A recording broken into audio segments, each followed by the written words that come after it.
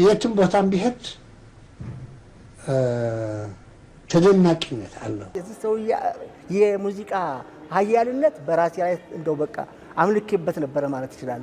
እስካሁንም ድረስ አርጎ እግዚአብሔር የፈጠረው የለም።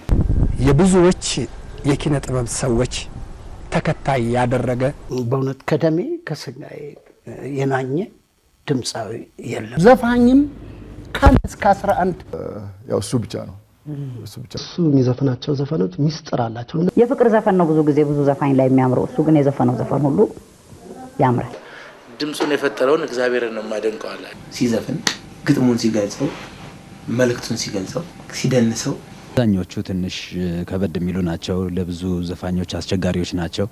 በቀላሉ የሚዘፈኑ ነገሮች አይደሉም።